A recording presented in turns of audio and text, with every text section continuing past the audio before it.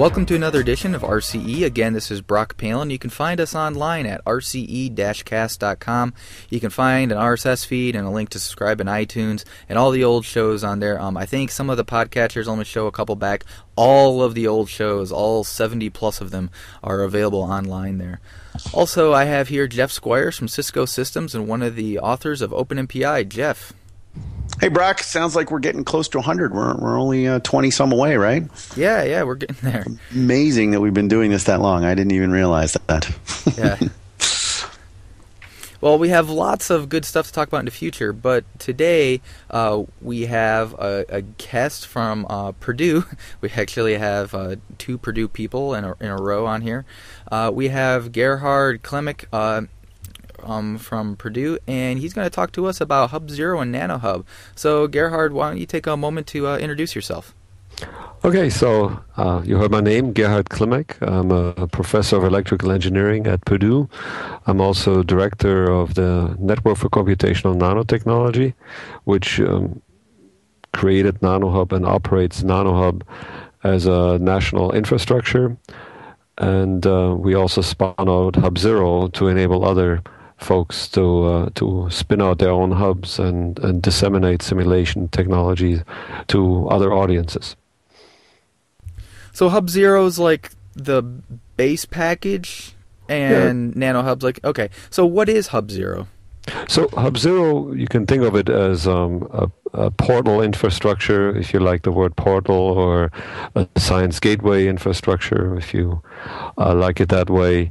The goal is to enable researchers or other folks that might have simulation tools to enable them to disseminate these tools to a much broader audience, sort of like cloud computing, where the end users really don't have to install anything, but it's really like a cloud computing environment that's end-to-end from a user's perspective, and it's powered by research tools that come fresh out of research. So it's geared towards more rapidly disseminating knowledge and access to simulation tools. So what's the relationship then between HUBzero and nanoHUB? Because I think you said in the beginning that nanoHUB came first, right?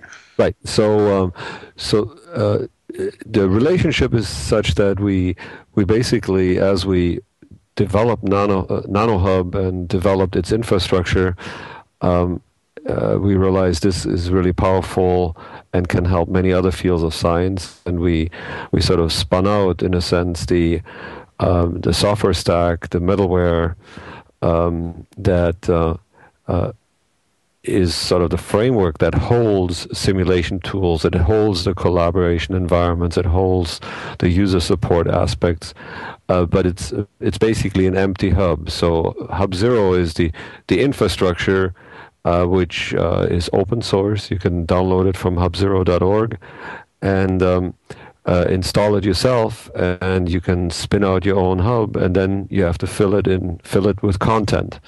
So as such, over the years, we created an infrastructure group at Purdue that's now focused on HUBzero development and deployment. And nanoHUB is kind of like the granddaddy of it, and in a business sense, it's the biggest customer or partner to the HUBzero development team. So just curious, what's the software license of HUBzero? Boy, it is truly open source. It basically embeds the labs web stack, and I think it is LGPL or it's BSD. I don't remember which one of the two it is, but it's of that flavor. So take it, use it, and you can put in your own material, and you don't have to commit the changes or make your own source publicly available. So it's of that open source flavor. Does that? I'd have to look it up. I'm sorry. So there's lots of different portal systems out there and such, and a lot of places get by with things just like MediaWiki installs for sharing information back and forth. What's some of the unique things about HUBzero and maybe some of the things you've done on nanoHUB that you really think is kind of like this is unique for our industry?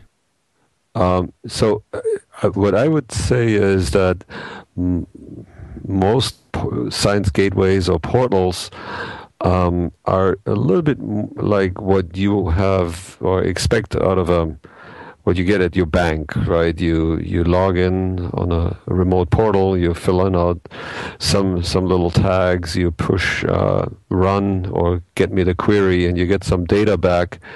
And in general, it's more or less data in a raw form that's not very much graphically represented. Typically, if it's graphics, it's like GIF images or something. Either way, it would be hard to really truly interact with this data that comes out of this query or comes out of that simulation of that computer program. So what's really unique is that we basically run a full-fledged simulation tool or tool sets, real graphical user interfaces that were developed in a Unix type framework. And we pipe that into the user's browser via VNC type technology. So it's truly interactive tools, and they run as if they were running on your local machine, but they're remote. And the user doesn't have to install anything and doesn't have to put into place the connectivity to grids, etc. So it's the interactivity that's I think unique. So you said something very interesting there, though. So when I was doing a little research before this, when I was playing with some of the simulations on nanoHUB, I just kind of assumed they were JavaScript-y kinds of things. But you said they're more like VNC kinds of things. So are they running back on your back-end servers, and you're doing a VNC-like view in my browser? That's exactly it. So basically, you have a VNC view into a virtual Unix machine that runs an X11 type environment. And we can host any X11 Linux-based tool in this environment. And the front end might run in this virtual machine. Also, the computation, if it's lightweight enough, might run in that virtual machine.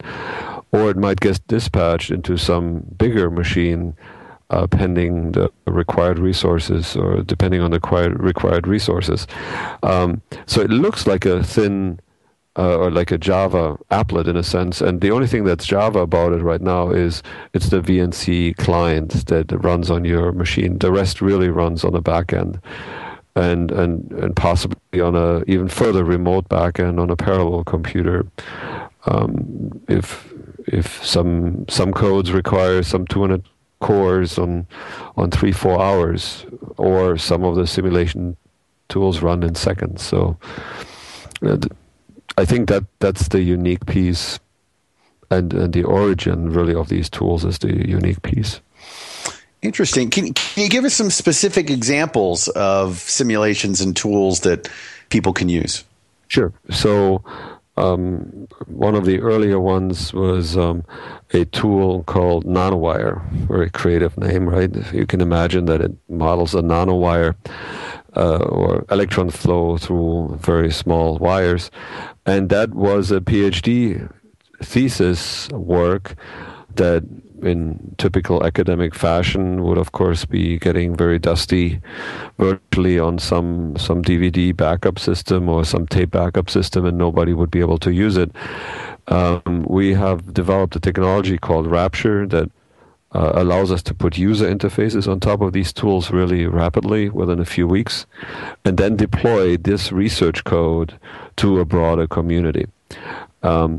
So there's two novel aspects to that. Number one, it's codes that normally would be condemned to nothingness, and we put a second life on them. Two, the user interfaces are rather friendly. You don't have to read a 200-page manual before you can operate this tool. So that's would be one tool. There's another tool, maybe we have a donation from former Bell Labs that where we can host their device simulation tool, how they